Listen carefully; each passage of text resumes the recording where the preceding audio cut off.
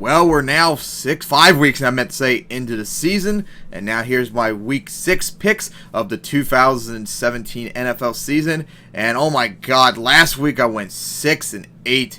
Then again, just like so far this season, I think a whole bunch of the games, if I remember correctly, went like right down to the wire. And if they're like one score difference, I probably would have had like a win record by 1.5 miles. And also, here's the playoff stands.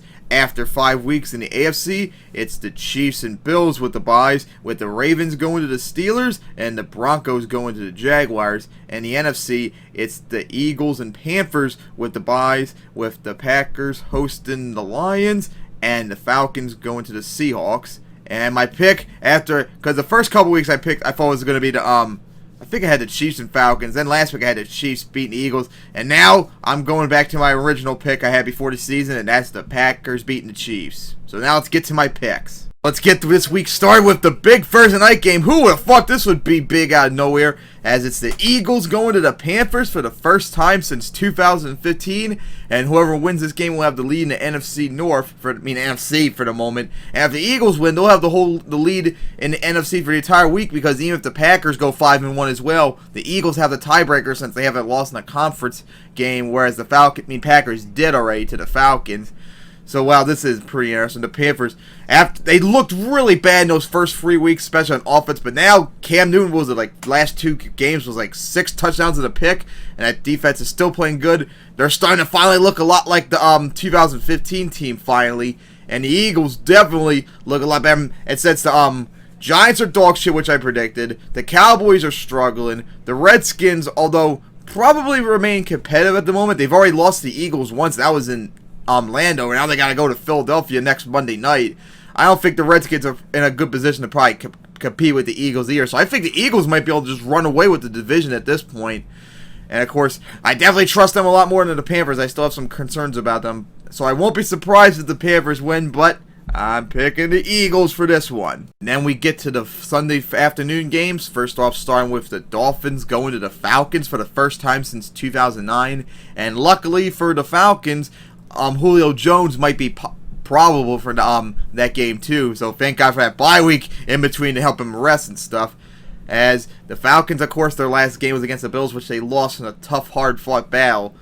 And of course, the Bills look a lot better. And of course, remember, the Falcons lost Julio Jones that game, so that's probably why they ended up losing. But man, Matt Ryan's definitely been struggling. He's thrown I think it was 4 picks in the last 2 weeks, or maybe 5 picks in the last 2 games. So he's really got to cut down those turnovers. And the Dolphins, they won a hard-fought game against the Titans. But now you got to go to the Falcons, who are definitely a lot better than you. So I think the Falcons are going to easily win this one. And then it's the Bears going to the Ravens for the first time since 2009. As Mitchell Trubisky made his first start on Monday night. And he did not look so good, pretty much. But then again, what else do you expect? And of course, believe it or not, the Bears have never beaten the Ravens in Baltimore. They've been there 2 times, 2001, 2009, all been beaten in all of them. And of course, the Ravens looked a lot better against that win against the Raiders, although maybe because the Raiders were struggling, maybe that's why they ended up winning. But in the end, I think the Ravens are going to easily win this. I don't think it's even going to be close. And then it's the Browns going to the Texans for the first time since 2011, I believe, as the Browns are trying to avoid 0-6 for the second year in a row, as they made a QB change, putting Kevin Hogan, I think his name was. I'm surprised they didn't do Cody Kessler, since we saw how well he did last year. Hopefully they could, because I do think they should, him or Kaiser could probably be the starting QB of the future, but they gotta try him out to see, or who knows, maybe they'll shut the bed and get the number 1 pick again. Maybe they could get a good QB finally in the draft. And wow, the Texans, it's sounding like the Texans, the way Deshaun Watson's been playing. I'm starting to get the feeling that maybe the Texans are switching back to an offensive team, since that defense so far looks like they've been struggling, especially since J.J. Watt once again done for the year, again, 2nd year in a row.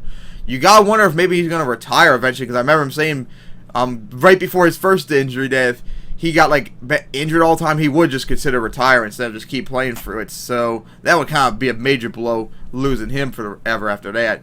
But the Browns are still shitty. I'm sure the offense is gonna struggle even with that QB change, especially since I don't think I saw Kevin Hogan play compared to Cody Kessler. So I think the Texans will easily get this one. Then we get to a matchup that has the NFC North lead on the line, depending on what happens with the Lions, and that's the Packers going to the Vikings, whoever wins this matchup will have the lead in the division, unless if the Vikings win, and then Vikings win, and then the Lions beat the Saints later on, then the Lions will retake the lead. But right now, this would have the lead in the NFC North on the line.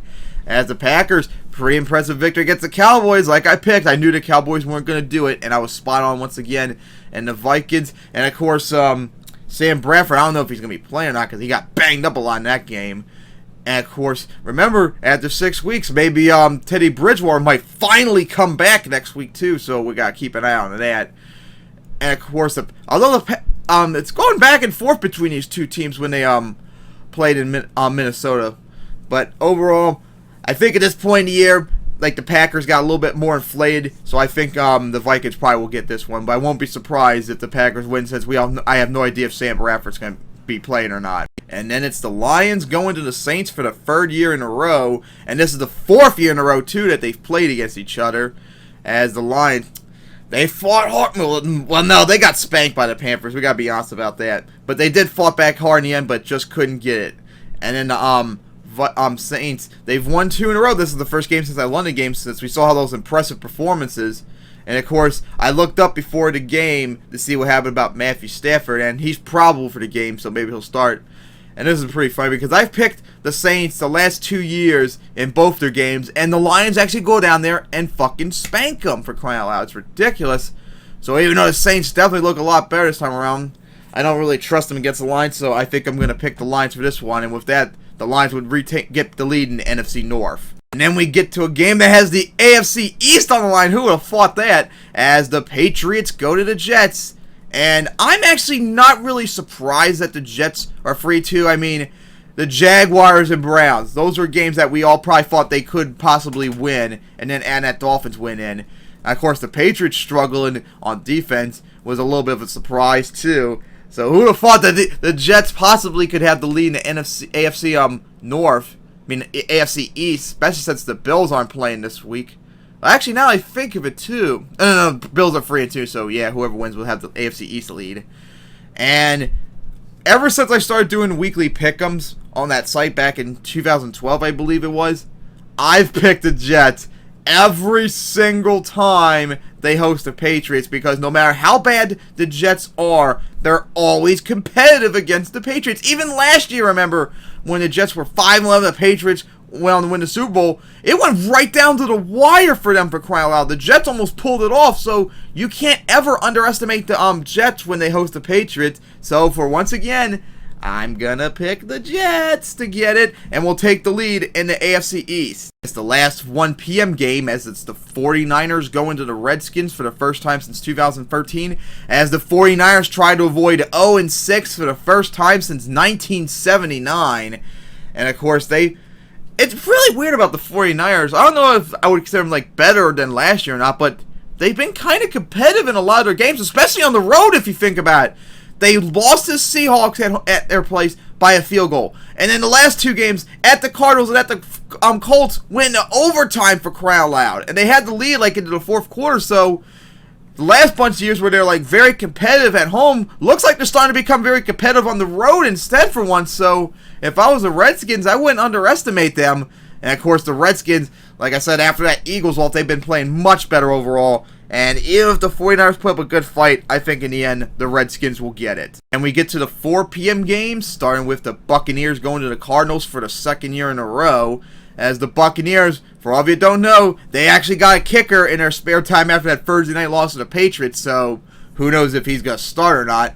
And the Cardinals, he got destroyed by the Eagles, and I knew they were going to get destroyed badly by him. And if you all didn't know, because I mentioned this on my Discord page of Football Fanatics, the Saints actually traded Adrian Peterson to the Cardinals for a conditional pick. So, and since the Cardinals' offensive strength relies mainly on the run right now, to avoid Carson Palmer from making so many mistakes, I guarantee you AP is probably going to get a whole bunch of carries in this for this week, even if his stats probably aren't going to necessarily be that good to get used to the system. So, and of course, remember last year when the Cardinals destroyed the Buccaneers 40-7. Remember, Winston threw like 5 picks or something like that. Now, I don't know if that's going to be the case again this year, but you really can't trust the Buccaneers at this moment, so I think the Cardinals are going to get this one and probably in a spanking. And then we get to a game that, wow, who would have thought this would have any significance at this point of the season, as the Rams go to the Jaguars for the first time since 2009. And wow, think about this. Jaguars win, they will still maintain their lead in the AFC South. The Rams win, they'll have the lead in the NFC West since the Seahawks aren't playing this week. And wow, who would have thought the Jaguars that this week would not only tie their wins from last year, but have a chance to beat get more wins than last year. Just like the Rams, if they win, they'll tie their wins from last year, because these were the two worst teams in the league. But now, all of a sudden, the Jaguars have a very good defense, although an inconsistent offense that keeps screwing them up. And then the Rams have a really good defense, except when they play really good teams at the moment. Because we saw last week how LOB hold them down. The Jaguars, as we saw against the Steelers last week, made Ben through 5 picks, which I'm going to get to that very soon. So I really don't know who to pick in this one. I mean, the Jaguars, they're at home. And, of course, the defense is really good. The Rams struggle against defenses, apparently, that are good. But as we saw so far this year, after the Jaguars win a game, they lose one. And since they won last week, it's logically to assume maybe they'll lose this one too, especially since they got to go up. Well, then again, I was about to say playing against a real good defense, but then again, they played a real good defense last week at third place, and they held them down to 9 points, so maybe they can get down. But I do definitely probably trust the the Rams more than I do the Jaguars. Oh, this is such a difficult pick, but I think I'm going to go shoot myself in the foot and probably pick the Rams for this one. And then it's the Steelers going to the Chiefs for the first time since 2015, as the Chiefs try to go 6-0 for the first time since 2013. And wow, like the Chiefs, like I was really kind of concerned they'd spank the Texans, but man, after 5 touchdowns and you still managed to get the win, that was very impressive. I kind of feel a little anxious saying this because I still don't fully trust the Chiefs, but it's quite clear that they are the best team in the AFC at the moment, and the Steelers. I warned the Steelers fans in my last week's picks. I think you're going to win, but don't underestimate the Jaguars. They have a pretty good history against the Steelers when they go to Heinz Field, and they're inconsistent as hell, so maybe this week they finally do good. And not only did they win, but 5 picks against Ben. What the hell, Ben? That was terrible. I saw every single pick, and they looked awful as fuck. For God's sake. Man, that was a terrible game. And like I said, the Steelers always every year they gotta lose to teams that you don't expect. But man, that was a pretty damn terrible loss. Probably one of their worst losses since maybe the Eagles lost last year too. And of course, I remember everyone shitting on me when I made my pick to the Chiefs to beat the Steelers in the divisional round last year. It was pretty close. Remember, it was only by 2 points. Remember, the Chiefs tied it up, and they failed the 2-point conversion. So if they got that, maybe they could have gotten it, perhaps, in overtime. So you can't underestimate the Chiefs, especially since they still have a very good history against the Steelers when they host at Arrowhead, for crying out loud. And of course, the Steelers apparently are shown to be struggling too, and the Chiefs definitely are the best team in the AFC, so, as always, I'm going to pick the Chiefs again to remain undefeated. And it's the Chargers going to the Raiders, as the Chargers finally got their first win last week too, so good for them, their first win as the LA Chargers in a long time. And the Raiders, oh my goodness, they've collapsed so far to 2-3, and I thought how they played against the Ravens too was pretty bad, but I think Derek Carr might be coming back next week, so that would be a significant boost for them. But I don't really see, although I think if I remember correctly, last year it was at the Raiders where the Chargers almost pulled it off, but I think they had a blocked field goal and a missed field goal too in the same, within each other in the same couple of minutes. So maybe the Chargers could be competitive against them too. But I think in the end, especially if Derek Carr is going to play, I think the Raiders are going to get this one. And then we get to the Sunday night game, as it's the Giants going to the Broncos for the first time since 2009, as the Giants try to avoid a 0-6 for the first time since 2013. And before I begin, I know it's a trend here. This is the third time in a row that the Giants and Broncos play each other in Denver in prime time. 2001, the first game at Sports Authority Field, that was a Monday night. Then 2009, it was Thanksgiving on Thursday night, and now Sunday night this year. What is it with the Giants going to the Broncos always in a primetime game, for crying out loud? That's ridiculous.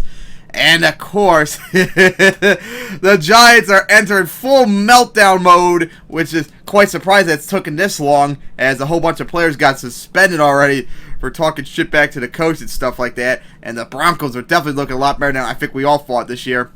I'm actually surprised people think they're actually surprised that the Giants are struggling this year.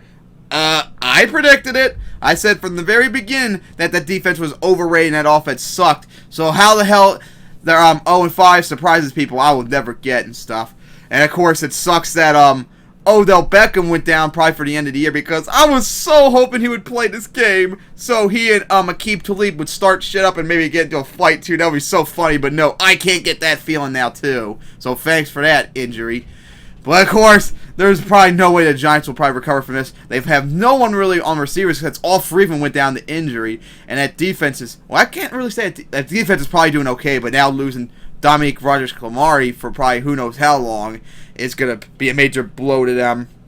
And of course, the best strength for the Broncos defense is that secondary, so I wouldn't be surprised if Eli throws a whole bunch of picks and stuff. So the Broncos will probably win this in a blowout. And then we get to the Monday night game, as it's the Colts going to the Titans, which I was still looking forward to, even still to this point. Because get this, if the Colts win, and the Jaguars lose to the Rams, and the Texans somehow lose to the Browns, the Colts will have the lead in the AFC South due to tiebreakers. That would be unbelievable for that to be the case, since Andrew Luck is still not going to start this week. And I've just looked up, Marcus Mariota might be probable to start Monday night too.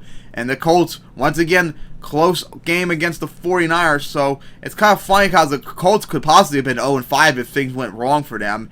And the Titans, they lost hard-fought game against the, well, not really hard-fought, but they lost a tough game against the Dolphins, as they've lost 2 in a row now. They're definitely struggling at the moment. And of course, maybe with Marcus Mariota back, maybe they'll finally get right for this season. So I think even if they don't have Mariota starting, I think the Titans will probably get this one.